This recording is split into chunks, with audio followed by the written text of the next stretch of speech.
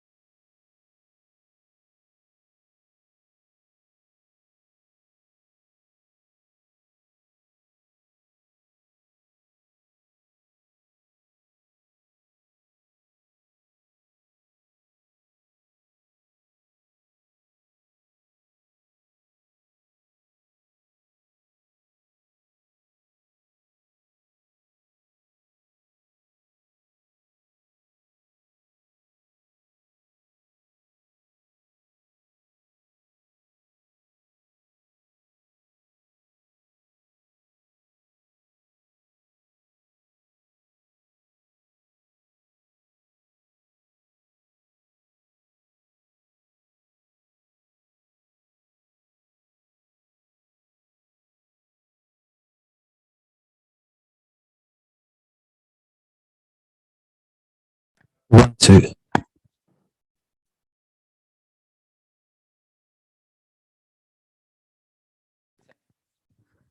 Hi there, everyone. Welcome to the third lecture in the November Talk series. Before I introduce the lovely Ebony Shire, blah, blah, blah, blah, blah. We're also here today in the National Youth Theatre, which has been refurbished and revamped by DSCHA, who are part of the LSA's Practice Network. Okay.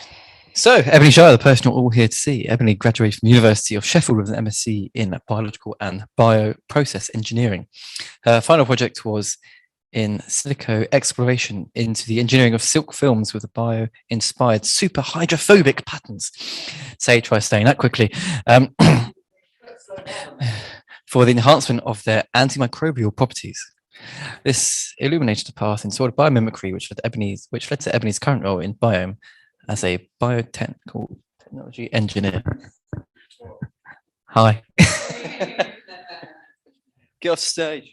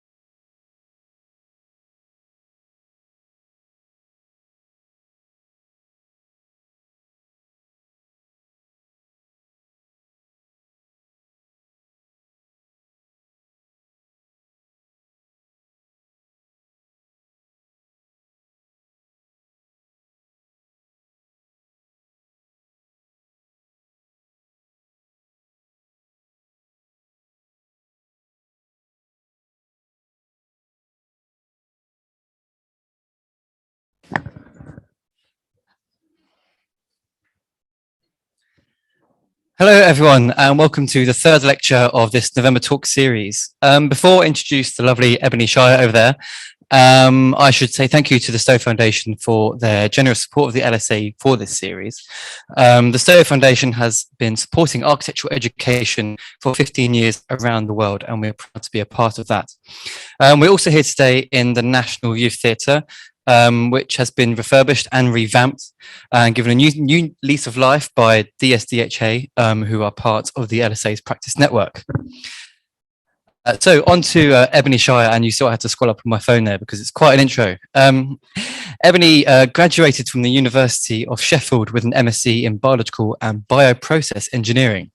Her final project was in silico exploration into the engineering of silk films with bio-inspired superhydrophobic patterns for the enhancement of their antimicrobial properties. This illuminated the path into the world of biomimicry, which led to Ebony's current role at Biome as a biotechnology engineer. Her work centers on the research and development of Biome's groundbreaking bio-based materials and biotechnologies, which champion the circular economy. Ebony's work spans across the earliest levels of research and development to the optimization of production-ready large-scale products.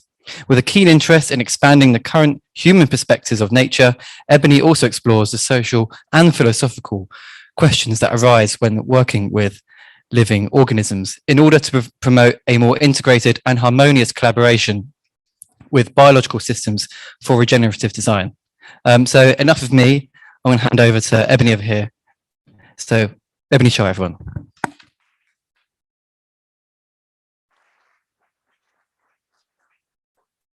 Thank you very much, Jason, for that introduction. And thank you to Samantha and everyone at the LSA for hosting me in this wonderful series of talks. I'm very much looking forward to sharing some of my own thoughts and opinions on this topic, and hopefully I can do it justice. So as was introduced so well for me, my name is Ebony Shire, and I am a biotechnology engineer at Biome, a research and development-led company that is leading and driving a bio-revolution within the built environment. So before joining Biome, my background is in biological and bioprocess engineering. And it was here that I really started to engage with the language of nature-led design and bio-inspired design and solutions that can really amplify and change the way that we perceive nature, working with natural systems, and also solving our current climate-related crises. As an individual, I am a fundamentally curious person, and I'm always keenly interested in exploring and understanding new paradigms and ways in which new ways of thinking can really apply to the ways that we view the world, view nature, view the problems that we find ourselves in. Which leads me quite nicely to my topic for today and the topic of my talk. Now, reading this title, you may be having a few questions coming up, thinking, how does this combination of words and ideas really come together? Where are you going with this? And perhaps even, what are you talking about? But I would invite you to suspend your disbelief momentarily and follow me on this trip through definitions and also a lack thereof. Lichens. We see them on trees, rocks, and walls, but they are also known to inhabit some of the most extreme environments on Earth. A life force with a fossil record dating back 400 million years, 20,000 known species spanning across 6 to 8% of the Earth's land surface. This is a composite organism, an intimate entanglement of either algae or cyanobacteria and filamentous fungi. There are two key players in our lichenistic relationships. We have the photobiont and the mycobiont. So the photobiont is our algae or our cyanobacteria. So as you can see, sort of the clustered cell-like shapes at the top of that left-hand panel. And they are responsible for bringing the food to the lichens. We have our mycobiont, which is our fungal component of our lichens. And these are responsible for bringing the support and the anchorage to the organism. So our lichens are made up of this body of the mycobiont and the photobiont in close association with one another. And this is a really nice example of symbiosis, which is a mutually beneficial relationship between two organisms.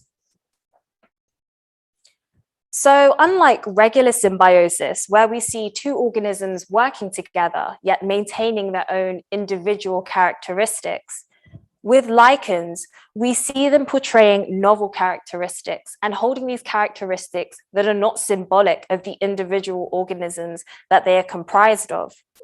And in an added layer of complexity, we also see lichens displaying both sexual and asexual reproduction. So in 1867, a botanist named Simon Schwendener decided to propose and suggest this composite nature of lichens' behavior. And this really challenged the notions at the time that these lichens are autonomous and individual organisms. And you may be wondering, so how was this received by the people of the time? Everyone said no. And they kept saying no until as recently as 1953, despite definitions of symbiosis existing from the 1800s. It's quite clear that if people don't like something, it simply doesn't exist. But where exceptional organisms defy existing principles of classification, how are we able to accommodate them?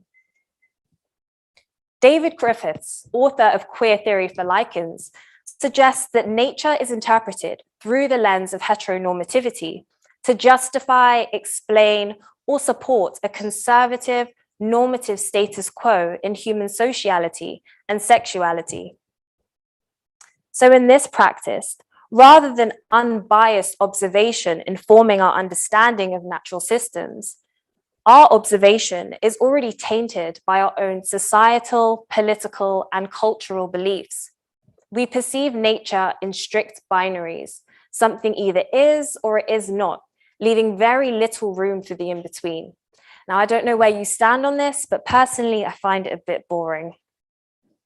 We can also see this with our human attachment to our own self-identification. We would broadly consider ourselves to be autonomous individuals, yet we overlook the symbiotic relationship that we have with the trillions of bacteria within us.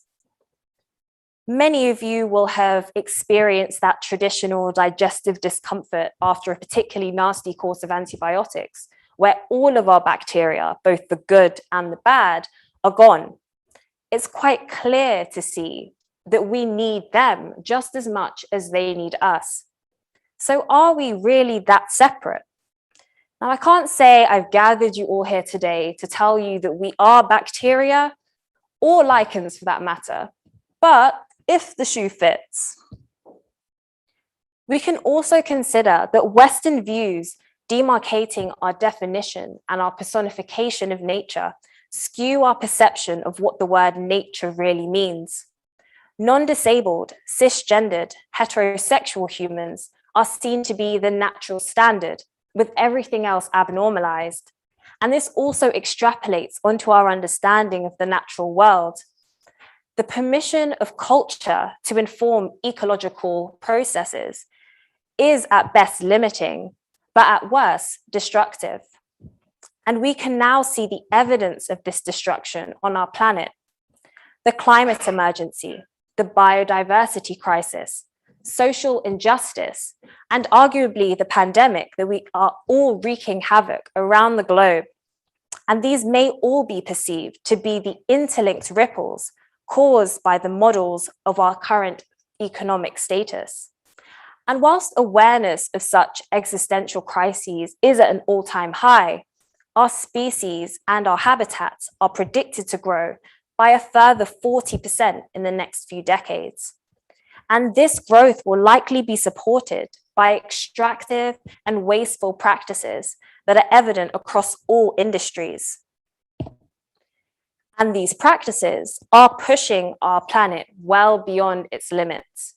We have already broken 2 of the 9 planetary boundaries.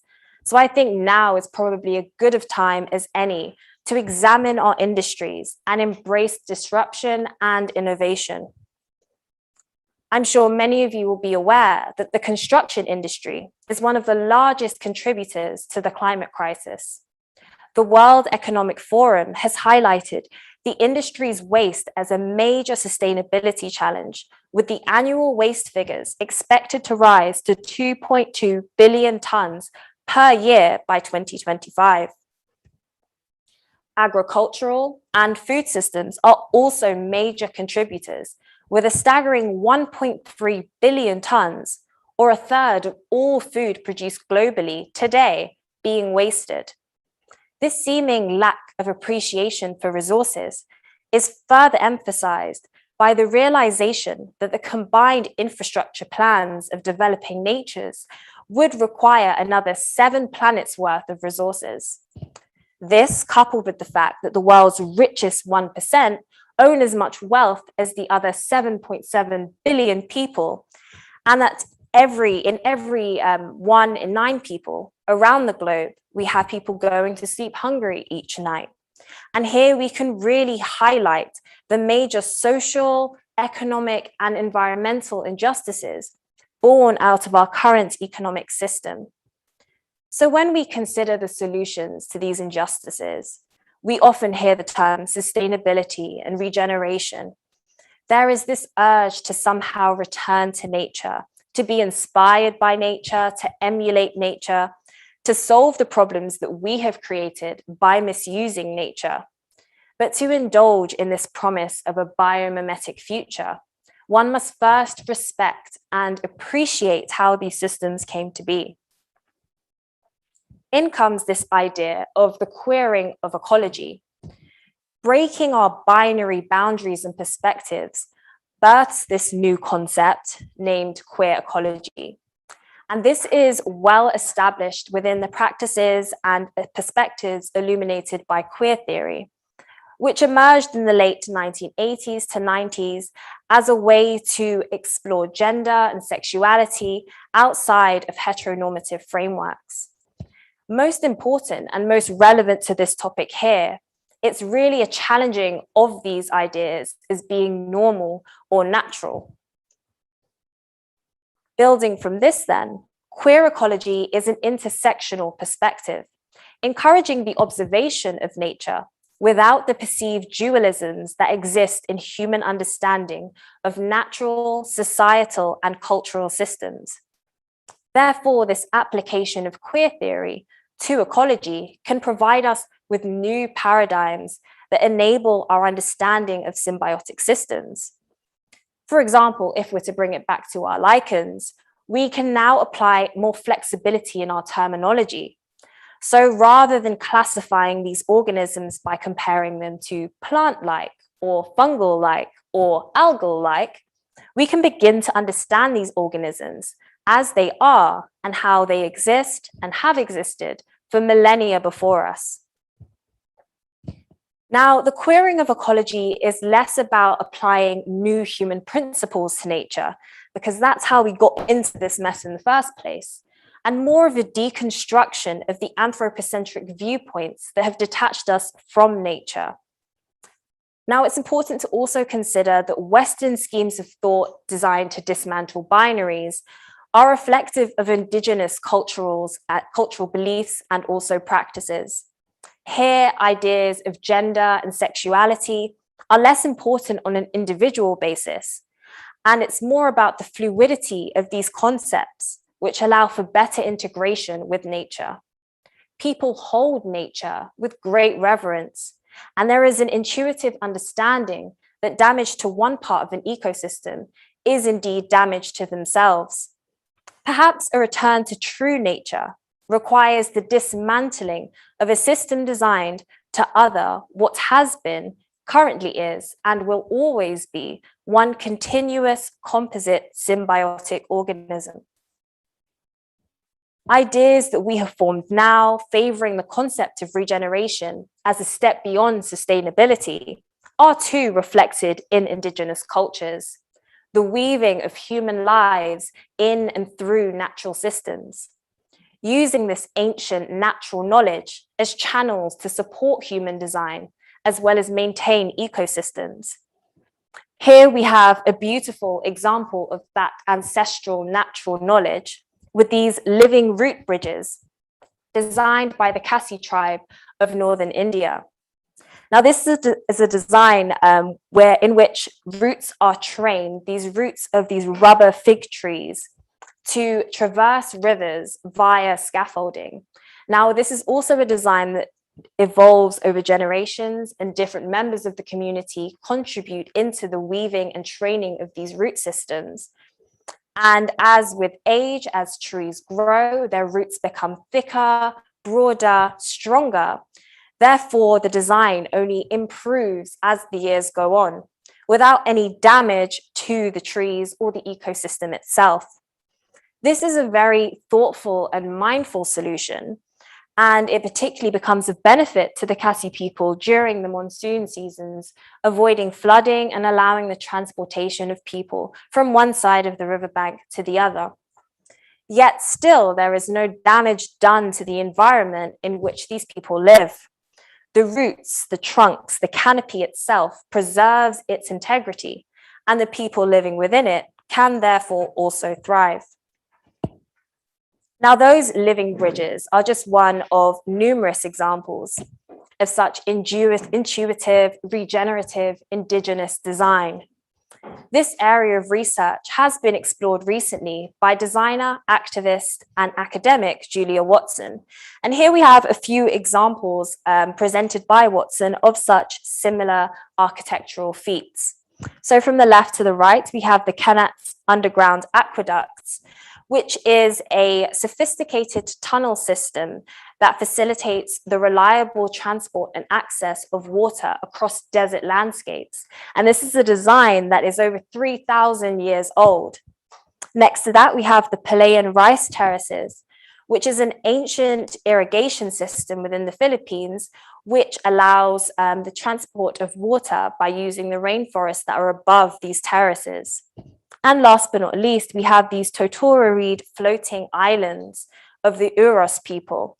These are self-sustaining habitats which have predated the Incan civilization. To be able to acknowledge your own human needs, then observe the natural rhythms of the systems around you, and then design solutions marrying the two is an intimate and profound process. This ancient knowledge remains largely untapped. And to me, I feel that our modern technological solutions could benefit greatly from an infusion of this deep understanding of the land that we inhabit. I would even suggest that being so in tune with the design of your environment brings you closer to it. You have a more connected response to injuries within your environment when you are growing within and accompanied by it. Now, these sentiments have been echoed previously by voices such as that of Jan Zita Grover, a writer who spent many years as an AIDS worker in the 1980s in San Francisco. After this, she'd moved to Minnesota, sort of as an escape route, hoping to find some relief and retrieve from her experiences prior, but was instead met with the devastation of rapidly depleting landscapes of the North Woods. And on this, she commented, "It's as if the land secretes pheromones, testifying to its abuse, detectable only by those who are themselves damaged." To me, this really speaks to the way in which we can only respond from a place of compassion for our environment when we feel personally afflicted by its pain. Now, this may either be through deep empathy with the land or a resonance through some sort of shared experience of pain.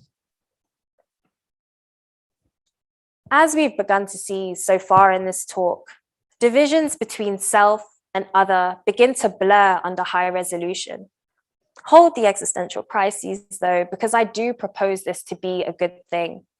Freed from the limitations of cultural, behavioral, and social biases, novel pathways to deeper knowledge begin to emerge. And this isn't just relevant to the way in which we work with biological systems, other biological systems, but the way in which that we're able to work with one another. Realizing a biomimetic future requires integration and harmony of biomimetic practices within our own ecosystems, or the label they love to slap on it nowadays, diversity and inclusion.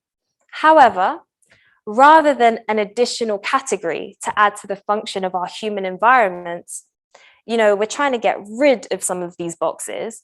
We should consider this to be an integral feature of our environments. Fluid, multifaceted spaces with composite backgrounds, mindsets, and visions, all working symbiotically as one.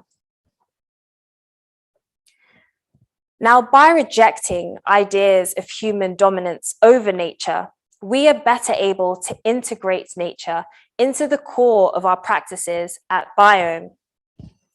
We're driven by a very simple philosophy, yet a very profound one, and that is to allow nature to lead innovation and only have a positive or regenerative impact on everything that we touch. And this philosophy or algorithm is also manifested through our offerings. We have bio-based materials, which can be used in building fabric and interiors, as well as wastewater treatment, construction systems, which erect buildings, and also a range of services, including waste and resource management and consultancy.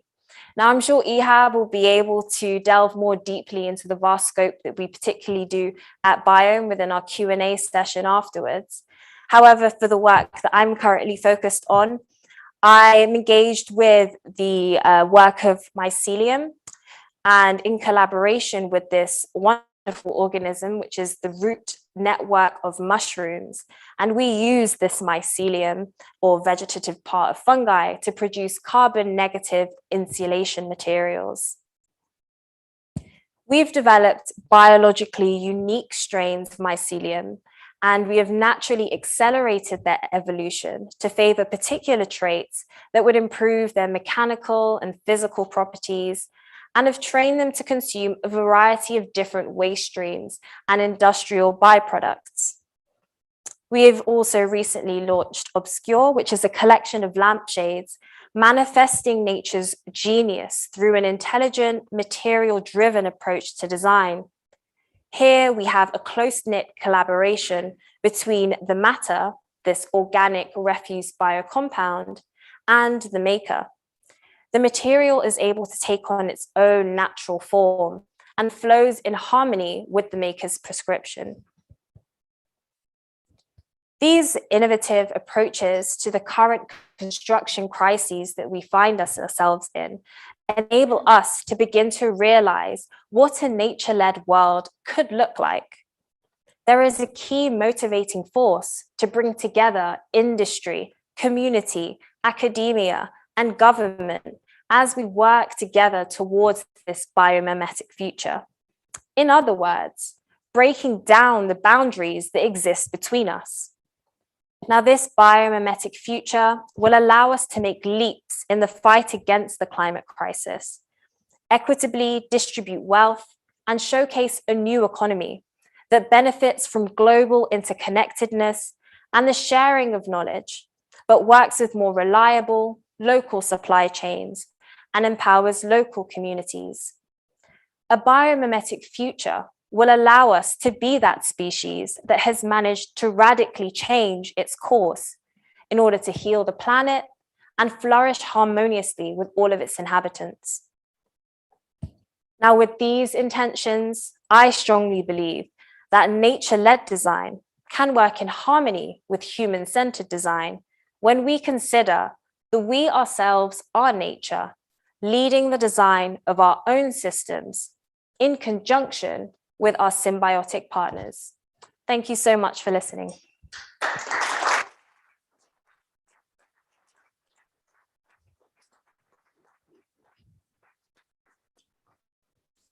Thank you so much, Ebony. That was absolutely wonderful. And also a visually stunning presentation. Hope every one of the students kind of took note of that, because that's what you can achieve. So we're going to jump into a Q&A with the LSA Academic Director, Sam Hardingham, and Ihab, who's sitting over there, who's going to come and take the third seat over here. Thank you very much for that. But before we jump into that, I just wanted to say the final installment of the November Talks series is with Anupam Mukundu. I'm actually so glad that has been rescheduled to Thursday, the 2nd of December, 6:30 p.m. online only. But Anna Palmer's kind of architecture embodies, to some extent, or to a large extent, some of the principles that Ebony was kind of talking about there in terms of fabric first approach and using being in harmony with the land that one builds upon. So I'm just going to sort out the Zoom for the rest of that. Thank you very much. Can everybody hear me? Yeah. Yeah, and can everyone hear Ahab? Yep. Hello, everyone. Yeah. Yes, he's got a microphone on. Good. Thank you very much, Ebony. That was really a fantastic tour of from the micro to the macro and back again and back again and back again. And I think that kind of ability that you have to scan all of those scales and ways of thinking in only half an hour is quite a feat. So thank you very much for doing that. I'd also like to introduce Ehab Syed, who is the founder and director of Biome, the organization that Ebony is now working with, collaborating with, and actually how I came to meet you. Because I arrived at your birthday party, Biome birthday party a few weeks ago, and you were celebrating 5 years of your development in this particular field. And so I might ask you just to give a tiny bit of context about that, and then I might come back to questions. Of course, yeah. We had a little celebration because 5 years is a milestone that's quite a significant one for startups, and especially in the construction industry and after a worldwide pandemic. So we really wanted to let loose and have a good celebration, and brought together everyone who supported us throughout the journey. But over the last 5 years, we started from a place of wanting to change perceptions in construction, show how we can learn from nature and the billions of years of evolution and apply those methods and systems and processes to our current understanding, and move away from a kind of very human-centered approach to looking at things. One that is, very much bound by binary systems, and that's how our brain oversimplifies the world around us to better understand it, and patterns start to emerge. So if we become conscious of that and our oversimplification, we start to look at things in a much more interconnected way, and that's where biomimetics comes in. So we started with a construction system. Very quickly realized that the materials available in the market were not completely suitable for our very militant approach to regeneration and sustainability. So we decided to pivot, started developing our own materials, brought on board some incredible engineers, scientists, and designers like Ebony. And now we're at a very exciting stage where we're just scaling rapidly, and at the same time, trying to make sure that our ethos and our approach persists throughout our developments. Remarkable. So in order to do that as a startup, we were talking a little bit about this beforehand, as a startup of what are you made up of? Architects, designers, engineers, scientists, people from a law background, business innovators, chemists, all sorts. And not everyone is doing the role that you would think they are. So we've got a chemist doing a kind of development manager role, someone from a law background as our director of operations. And that kind of diversity in disciplines, and like sitting together around the table, having a chemist, a biologist, and someone with a policy background in the same room, you end up with a much richer outcome, regardless of what the conversation is, because you're getting all these disciplines and backgrounds coming together. So yeah, it's quite a interdisciplinary team. And would you say that all of those disciplines have sort of come together in that way of working because they all have this shared vision of changing? I mean, it is ultimately about changing minds about how we do things. It's one accepts that point, and then it's about how does one do that? Is it that shared vision, or is it a shared vision about we can make a really great product and sell it, and hopefully it goes really well? Definitely the first one.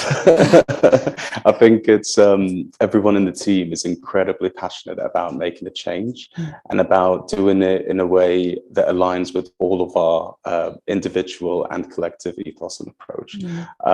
So I think you're absolutely right in recognizing that the shared goal is what brings us together and what allows us to come together and develop things in a very unified way. But we all approach everything from a very different perspective. That's so interesting. So in terms of the product or products itself, or the way that, I mean, I loved your description of the fact you essentially collaborate with mycelium, and that seems to me at the heart of all of this, that in terms of design, and I suppose I'll pursue this thought. Yes, you collaborate with the material, and in order to do that, Ebony, is a biotechnologist. That's how you would describe your work. How are you doing that? Are you getting to know the material? Are you getting to know the organism itself and then its capabilities? Or how does that knowledge start to intersect with others when it ultimately comes to making a product? Definitely. I'd say I've been at Biome for about 4 months now. And prior to starting at Biome, I didn't have a huge amount of mycological knowledge and working with mushrooms hands-on. But again, a lot of it feeds back into what we were saying about the interdisciplinary nature of our team. I work very closely with mycologists now and understanding the beauty of fungi from the perspective of the people who know so much about it. And then for me, that brings out my own interest in wanting to understand these organisms with a greater depth of knowledge and greater interest and curiosity. And I think that level of curiosity is what brings about collaborative efforts. It's like we're viewing fungi and mycelium and seeing, okay, so what is good for your growth? How do you grow best? What are your best conditions? What waste streams do you like? What waste streams do you dislike? And just having that open-minded approach and sort of giving them everything and seeing what they give back is what allows that feedback loop. And then you become so invested in seeing mycelial growth and you see that actually, oh, this combination is working. Let's focus on that. So I think that's why, to me, it is much more of a collaboration rather than we're using nature or we are forcing nature to be something that it isn't. Fantastic description. And so I'm assuming you do that at a fairly molecular level, or at a sort of, that's probably the wrong term. You can tell I'm not. It is a very microscopic level. Yeah, what it would does. Does all of that observation happen at that scale, or can you observe that at other scales? Yeah, so to a certain extent, we have a lot of microscopic work where we are looking directly at mycelial connections that they make at that microscopic level. But then the beauty of working within a research and development environment is that you are able to take snapshots at each stage. So for me, I get excited when I start seeing things in the Petri dish scale, because that's when you start to see the mycelium branching out and starting to grow. And I think because it is macroscopic, you get sort of the initial, wow, like I can actually see what's happening here.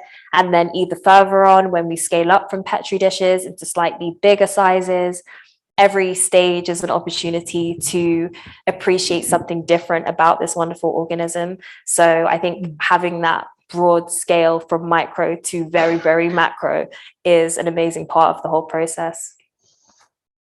I think also it's really important to always switch between the two, because if you look at from a perspective of complexity theory and systems thinking, every lens that you use, every kind of level that you perceive the system or the organism from gives you a very different perspective. And you might see patterns on the macro scale that never appear on the micro scale and vice versa. So it's really important to never get too bogged down with one and not the other. So if we were all about product and sales, it would be very much all about the macro scale.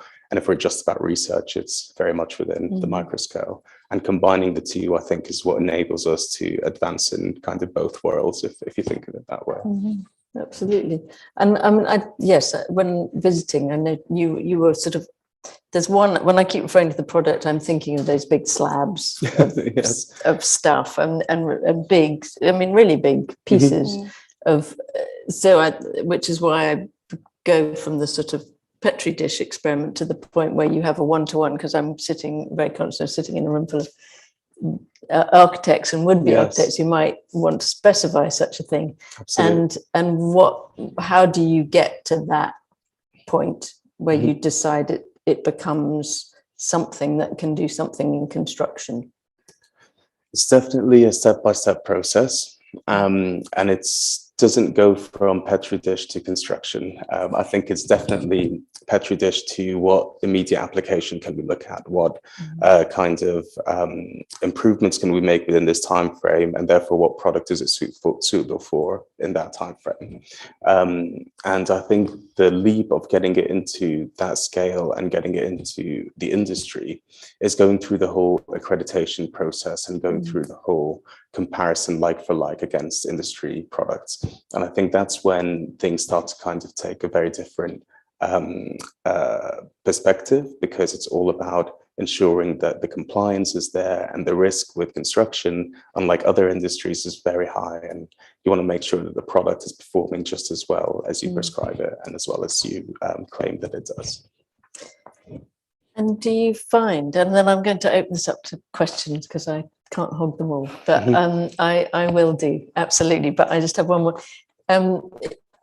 Architects can tend to be a cynical bunch, can't they? Sure. And can be very, very keen on really wanting change and new things to try. And also not just architects, but often architects and clients and all those engaged in that process to take a risk, to really use new materials, try to encourage anybody to think in a slightly different way and make that advance at a scale.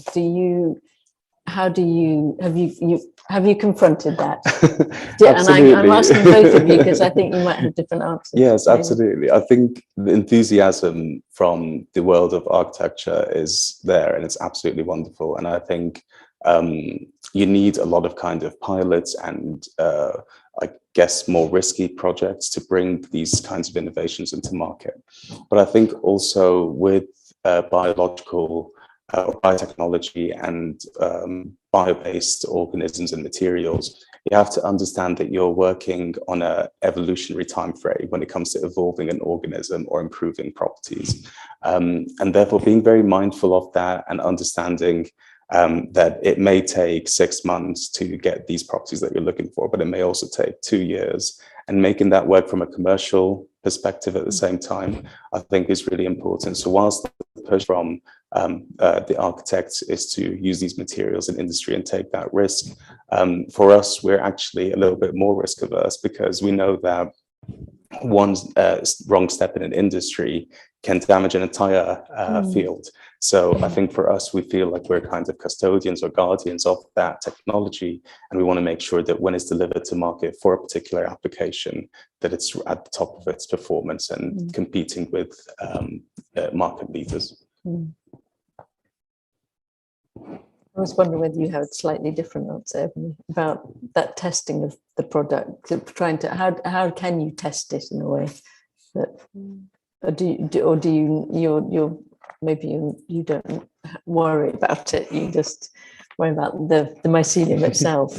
I think it's definitely really interesting to see the different perspectives that people have on the same thing. And I think for me, that's been the biggest learning curve. I come from a very science heavy background and sort of looking at everything through quite a rigid defined lens of this is how we test something, this is how we work with a biological organism, this is how we understand, okay, maybe this mycelium will grow in a week, maybe it will grow in 2 weeks, maybe it will take a month, and sort of having that outlook, but then also being met with designers and artists and architects who have a very specific vision for what they'd like aesthetically, or they see the potential in materials in ways that maybe traditional scientists wouldn't necessarily. I think being in an environment where you get to see both sides like that is very productive, but I can also imagine that it would be challenging in some ways. And I'm yet to broach any of those challenges myself head on. It's still very early days.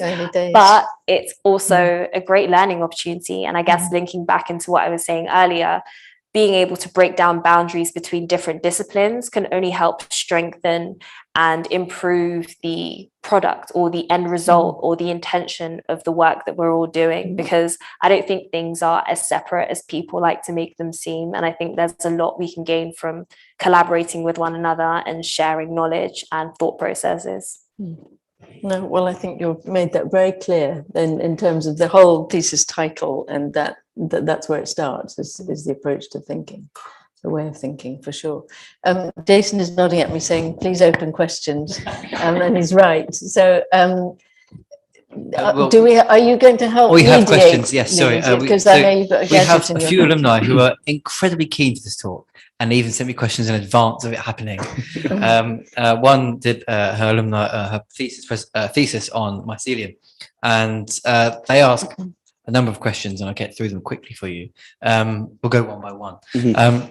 Firstly, how do you grow mycelium so that its physical properties meet the criteria for its use as a building material? Like, what kind of processes and checkpoints are in place to ensure that happens? Sure. I think one really important thing to recognize with something like mycelium, by saying mycelium, we are talking about hundreds of thousands of strains and species, each of which have their own properties, their hyphae, so the little hairs or the roots of them are very different. Some are quite thick, some are quite thin, some are dense, some aren't. And that results in a slight variation from one strain to another within the same species. So the variety you can achieve in terms of properties and forms with that single organism is, completely mind-blowing. There's so much you can do with it. Therefore, when it comes to getting the properties you want, you can work by evolving the strain to produce more of the thing you're looking for. For example, if you're trying to improve fire resistance, mycelium produces chitin naturally, and chitin is found in the exoskeleton of insects. It's also found in seashells. It's one of the strongest materials out there, and it's nature's fire retardant. So you encourage the mycelium to produce more chitin to improve the fire retardance property, for example. And building those relationships between the organism's traits and the properties that you want for the end product enables you to understand which trait can you tweak to get the property that you're looking for. Sure. But we've barely scratched the surface. I mean, there's so much you can do with it. I mean, how kind of ready is the kind of architectural and construction industry for the advent of mycelium? Mm-hmm. Well, when it comes to structural materials, there's limited examples, but there are examples made out of mycelium. When it comes to insulation materials, we're commercializing it as we speak. Yeah. And when it comes to other applications in construction related to interior architecture, there are a lot of examples out there in terms of furniture and so on. But yeah, it's as a structural material that would replace something like concrete or steel, I think we're quite far away from that. But yeah. Another question from very, very keen alumni, and I'll read it verbatim. I read on your website that you can grow mycelium in both organic and inorganic waste. I'm a fan of Katerina Hunger's work. She used to grow edible mushrooms from plastic. Are you doing something similar? How can fungi grow from inorganic material? Can these fungi chemically decompose plastic and render it inert from an environmental point of view? Or rather, can the polymer of the plastic be decomposed into a monomer? If you could also translate that question. Yeah. To put it very simply, in nature, mycelium will go for the easiest food source available to it. And that may be leaves falling to the forest floor. It could be a bit of tree that fell off. It will go for the easiest carbon source that's made available to it. If you put a piece of mycelium in isolation and only give it a piece of plastic or something that is a carbon source, but it's quite a complex carbon source, the mycelium will eventually be hungry enough, especially if what we do is kind of give it a little bit of a boost or a more accessible carbon source every now and then. And then eventually its enzymes start becoming more active and it starts to break down the plastic or the complex carbon source that's available to it. So we won the Waitrose and Partners Plan Plastic Prize, and through that we developed 4 different strains of mycelium that can consume and break down polyethylene, polyurethane, and now we're looking at a few other plastics as well. But it completely breaks it down the same way that it would break down a leaf or a bit of wood.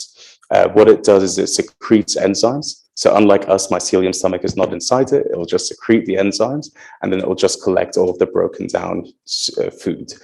So it breaks it down to sugars and hydrocarbons, which are consumed by the material or stored within it.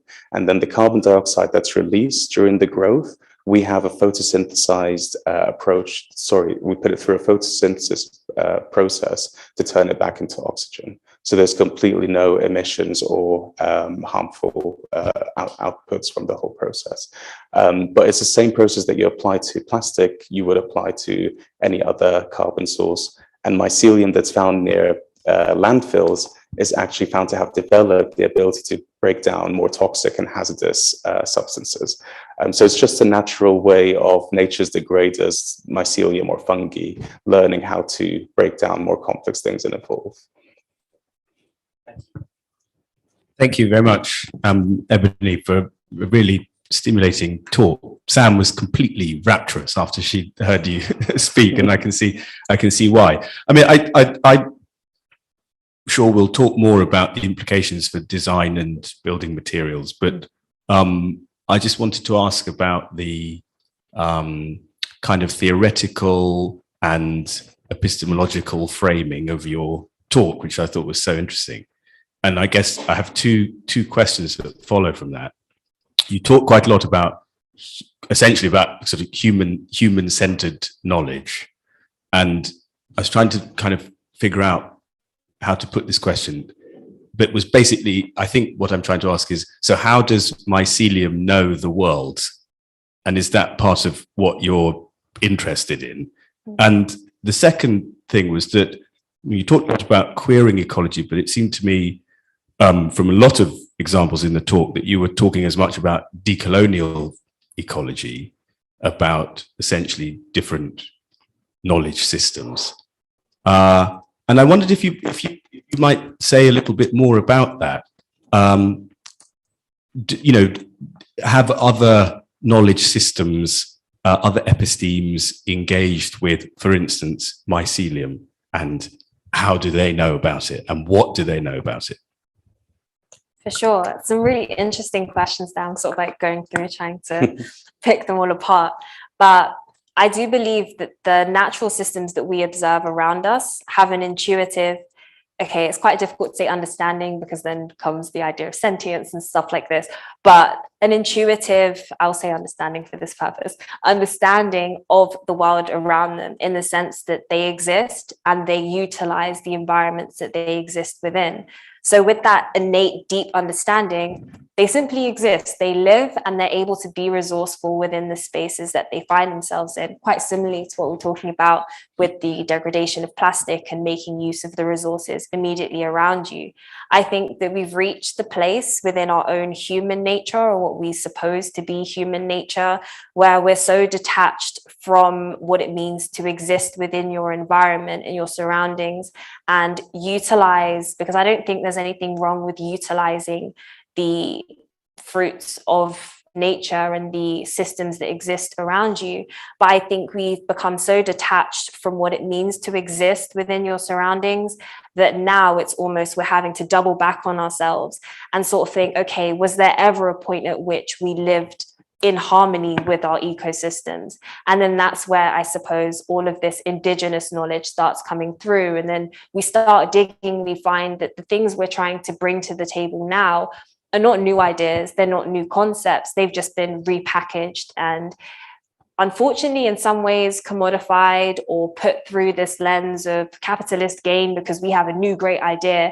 But this knowledge is ancestral, it's deep, it lasts for decades and millennia, and potentially stretching even beyond that before us, of people who have simply existed in their space, observed the natural systems that occur around them, and thought, hey, I know that a way that we can, for example, take people from one side of this river to the other, because look at these trees, look at these roots, look how they grow, look what we can help do without damaging the tree itself. And I think that level of deep understanding is what we need to get back to. And I believe that in many ways, we are trying to channel that again.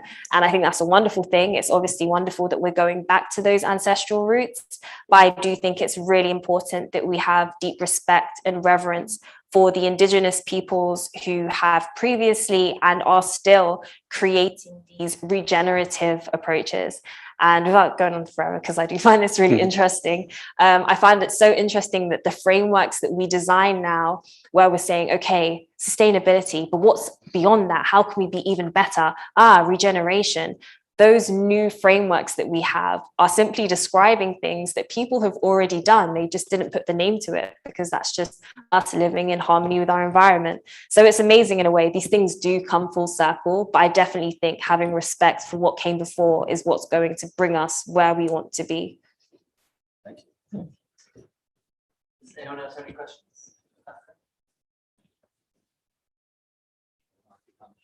That's one up there.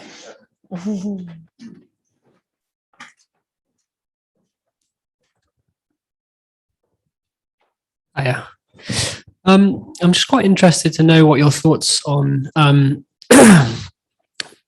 the human habitats that we exist in within cities, and how, or whether you think there are examples that we can look back to. For example, you know, the instances of the root bridges or the terraced fields or the floating cities or floating towns, or whether those examples are only useful because those environments are inherently very natural, and whether there is an applicable system that we can use within cities, or whether there isn't a connection between those two things.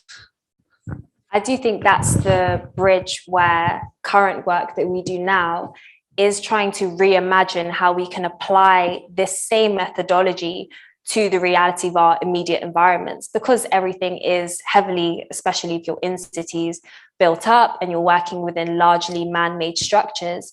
If we are then tapping into natural knowledge and saying, hey, this mycelium, it has great properties, how could we bring that into the way that we build? How can we reimagine the construction industry and sort of bring the two together where they do seem to be quite far apart? And again, in the case of building materials, that's a really neat way to start bridging that gap and bringing elements of natural systems within this context. But I completely appreciate your point of we can't directly translate some of these ideas when we don't live in that direct habitat. I think for me, it's us observing where we live, the systems we operate in, and seeing what we can gain and the lessons we can learn from those systems and apply them to where we are now.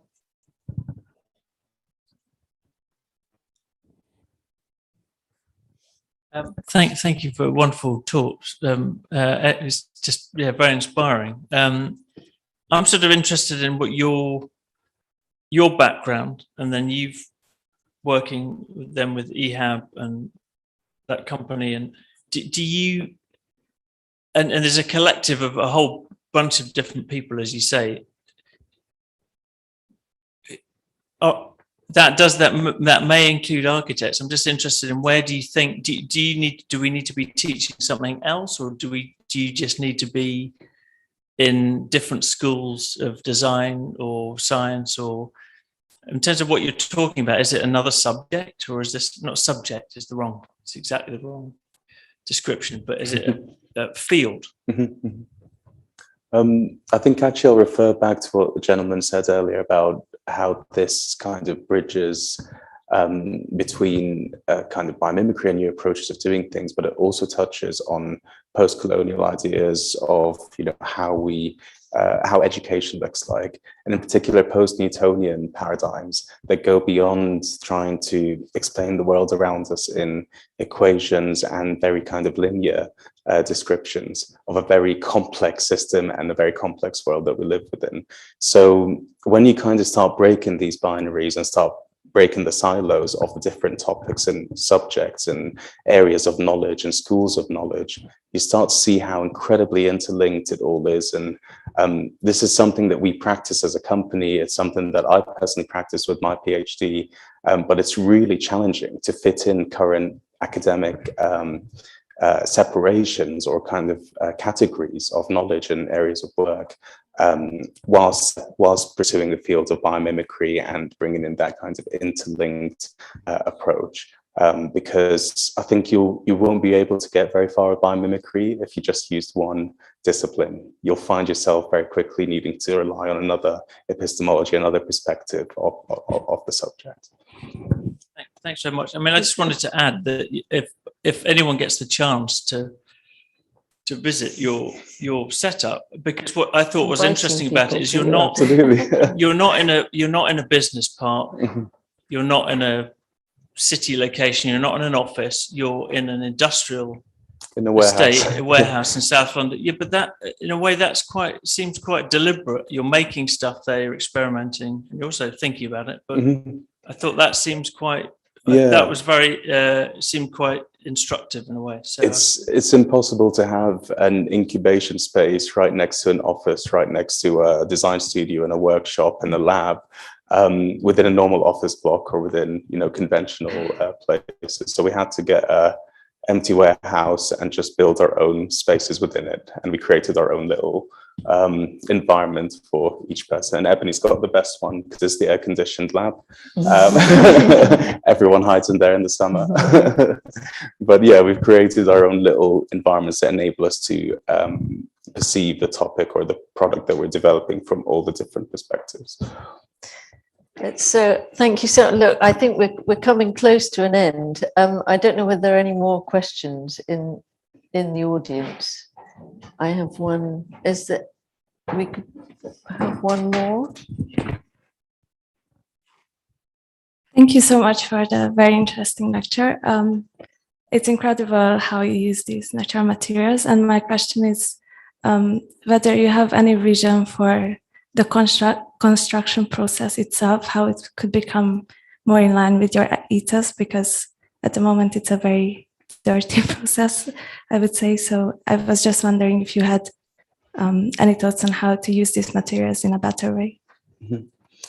I think one thing that we work on and we don't talk enough about as a company is we look at property development quite a lot, because a lot of our clients are property developers. And we think that current approaches to construction can be completely revolutionized if you start to approach the entire project and the entire system or area that you're looking to regenerate from a perspective of resources. So you look at what resources are available locally, what could be created out of these resources, and then throughout the building's life, you look at how those resources are managed, and at the end of the building's life, look at how the resources can then go into a new life or a new building. And we'd love to eventually work towards creating these bio-based material production facilities, which are kind of like metabolisms. And they're the start of your development. You put this metabolism on this piece of land, it starts to consume resources and carbon and create materials. It develops your area and the development for you. And then during its life, it consumes all of the waste throughout its life and creates products and so on. And at the end of its life, it basically recycles the building or consumes the resources and produces new ones for the next development. And that approach becomes much more in tune with your immediate and local environment when it comes to construction, because you're thinking about what would be suitable for this area and you're starting from what's available from a resource perspective. So I think this method is quite an interesting one. It's one that's not necessarily taken into account when you look at bio-based materials, but it's one that is enabled by them because you can create, using an organic binder or something like fungi, for example, you can create any commodity or material based on the resources that you have available to you. Thank you so much. I think we've probably covered quite a bit, but there's an awful lot more to cover. I just have to, just say that I think we've come an awful long way, even in my relatively short, but a bit longer life than yours so far. Because when we talked about my biomimicry, when I was studying, it was very connected to a sort of stylistic approach to architecture. It was very connected to a style and an ism. And what is incredibly heartening to have arrived at a point where we're talking about these ideas as approaches, and approaches that can be thought about both as a kind of tactic towards design, a tactic towards addressing certain problems, but also through viewpoints and perspectives and understanding what one's working with, rather than trying to just adopt or mimic mimic something. So my next challenge to you is to try to address this word biomimicry, actually, because I think there's something all the terms possibly, you know, that we need to kind of go past that, which is again about going past all of these definitions and boxes that I think a lot of design disciplines are arriving at that point. Where does it start to transcend and become another set of knowledge systems? So Yes. I have to applaud you for making those moves and wish you the very best of luck. And hopefully all of these people in this audience will start phoning you and saying, I want a bit of that, I want to try it out. And thank you so much again. Thank you. Coming this evening. Thank you. Thank you, Ebony.